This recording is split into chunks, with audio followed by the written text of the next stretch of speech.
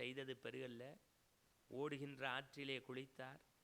எழும்பி வந்து 5 பாடல்களை எழுதினார். நண்பர்களே, எனக்கு தெரிந்து நான் நற்றினை குறுந்தொகை 10 பரிபாடல் கற்றறிந்தார் ஏற்றும் கலித்தொகை அகநானூறு புறநானூறு இவற்றை அதிகம் படிக்காவிட்டாலும் உலக இலக்கியம் தொட்டு உள்ளூர் இலக்கியம் வரை ஆங்கொரு எடுத்து படித்திருக்கின்றேன்.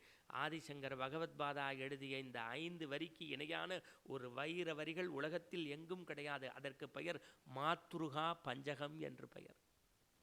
பஞ்சுன்னா 5, 1 2 3 4 5ன்னு சொல்கிறோம்ல, பஞ்சுன்னா 5. மாத்ருகா பஞ்சகம்னு பேர். இன்றைக்கும் நீங்கள் மனிதர்கள் குஜராத்திலே ஒரு ஓரத்தில் இருக்கிறது மாத்ருகயான்னு பேர்.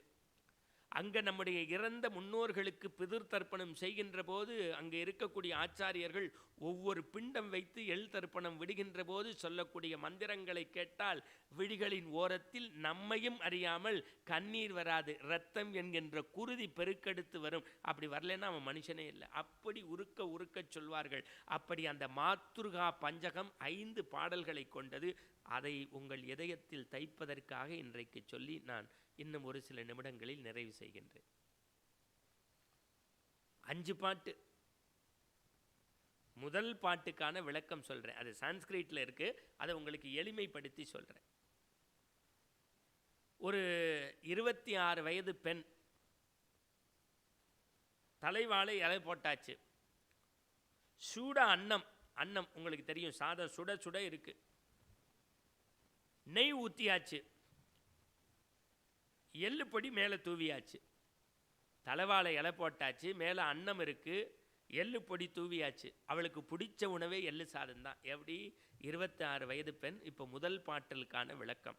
அதை பிசைஞ்சு அப்படியே கைக்கிட்ட எடுத்து கொண்டு வந்து வாய்க்கிட்ட வைக்க போனால் அவள் தோள் மேலே ஒரு கை வந்தது.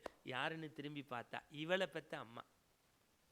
இவ சொன்னா, ராஜாத்தி நீ இனிமேல் சாப்பிடக்கூடாது, கீழே போடுன்னா.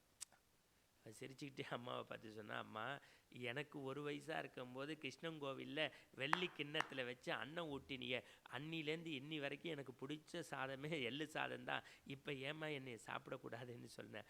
அதுக்கு அடுத்த வார்த்தை அந்த தாய் சொன்னா, அம்மா ராஜாத்தி நேற்றுக்கு வரும்போது மருத்துவர்கிட்ட உன் உடம்பை காமிச்சோம், உனக்கு கரு உண்டாயிருக்கு, மாப்பிள்ளைக்கு ஃபோன் பண்ணிட்டேன், மாப்பிள்ளையும் வந்துக்கிட்டு இருக்காரு.